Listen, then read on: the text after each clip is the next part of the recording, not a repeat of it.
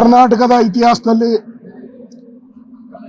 ಭ್ರಷ್ಟ ಸಚಿವ 6,000 ಕೋಟಿ ಲೂಟಿ ಅಂತೇಳಿ ಸ್ವತಃ ಅಬ್ಕಾರಿ ಅಸೋಸಿಯೇಷನ್ ಇದೆ ಕರ್ನಾಟಕದ, ಅವರು ಅಫಿಷಿಯಲ್ ಆಗಿ ಈ ಮಂತ್ರಿ ಲೂಟಿ ಹೊಡಿತಾ ಇದ್ದಾನೆ, ಮಂತ್ಲಿ ದುಡ್ಡು ಸುಮಾರು 200 ರಿಂದ 300 ಕೋಟಿ ಕಲೆಕ್ಟ್ ಮಾಡ್ತಾರೆ, ಒಂದೊಂದು DC ಪೋಸ್ಟ್ಗೂ 2 ಕೋಟಿ ಕಲೆಕ್ಟ್ ಮಾಡ್ತಾರೆ, ಕಾನ್ಸ್ಟೇಬಲ್ಗೂ 10 ಲಕ್ಷ ಕಲೆಕ್ಟ್ ಮಾಡ್ತಾ ಇದ್ದಾರೆ ಅಂತೇಳಿ ನೇರವಾಗಿ ಆಪಾದನೆ ಮಾಡಿದ್ದಾರೆ.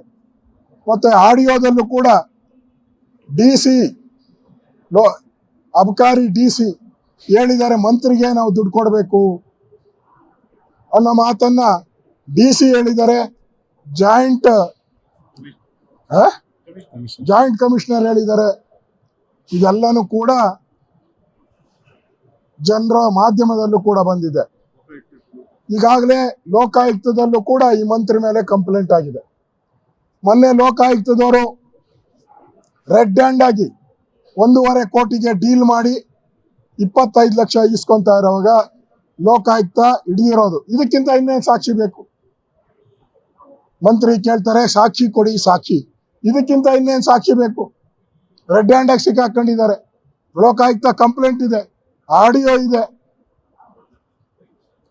ಮತ್ತೆ ಭ್ರಷ್ಟಾಚಾರ ಮಾಡಿರೋದ್ರ ಬಗ್ಗೆ ಎಲ್ಲ ಮುಖ್ಯಮಂತ್ರಿಯಿಂದ ಹಿಡಿದು ಎಲ್ಲರಿಗೂ ನಾನು ಮನವಿ ಮಾಡಿದ್ದೀನಿ ಅಂತಾನೂ ಅವ್ರು ಹೇಳಿದ್ದಾರೆ.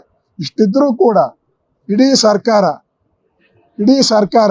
ಸ್ವತಃ ಮುಖ್ಯಮಂತ್ರಿ, ಫೈನಾನ್ಸ್ ಡಿಪಾರ್ಟ್ಮೆಂಟು, ಅಬ್ಕಾರಿ ಇಲಾಖೆಯ ಹೆಚ್ಚಿನ ಭಾಗ ಬರೋದು ಫೈನಾನ್ಸ್ ಡಿಪಾರ್ಟ್ಮೆಂಟ್, ಈ ಮುಖ್ಯಮಂತ್ರಿಗಳು ಅವ್ರಿಗೆ ಬೆಂಬಲವಾಗಿ ನಿಂತಿದ್ದಾರೆ ಅಂದ್ರೆ ಇದರಲ್ಲಿ ಹಣ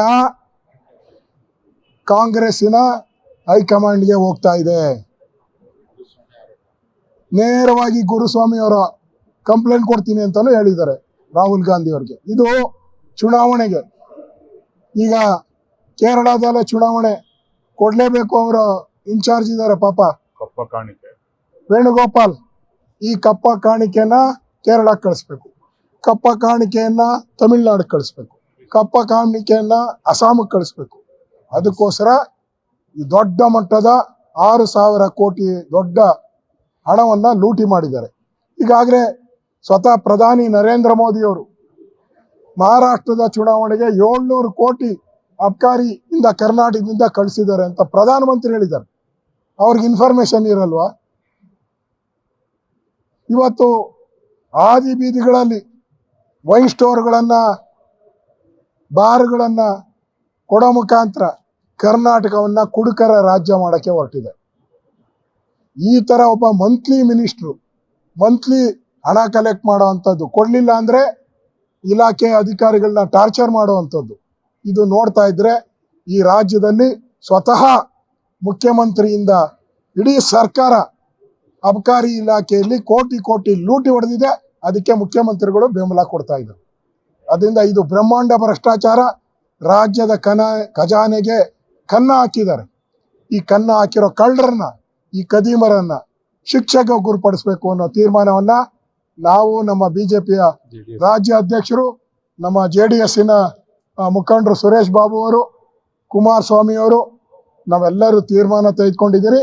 ಇಷ್ಟು ಹಣ 6,000 ಕೋಟಿ ಲೂಟಿಯನ್ನ ಉಳಿಸ್ಬೇಕು. ಇದು ರಾಜ್ಯದ ಜನಗಳಿಗೆ ಸೇರಿದ್ದು. ಒಂದ್ ಕಡೆ MLAಗಳು ಹಣ ಇಲ್ಲ ಅಭಿವೃದ್ಧಿಗೆ ಅಂತ ಪರದಾಡ್ತಾ ಇದ್ದಾರೆ, ಸಂಬಳ ಬಂದಿಲ್ಲ ಅಂತ ಆತ್ಮಹತ್ಯೆ ಮಾಡ್ಕೊಂಡಿದ್ದಾರೆ, ಗ್ರಂಥಪಾಲಕಿ ಒಬ್ಬರು ಆತ್ಮಹತ್ಯೆ ಮಾಡ್ಕೊಂಡಿದ್ದಾರೆ. ಈ ತರ ದಿನನಿತ್ಯ ನಡೀತಾ ಇದೆ.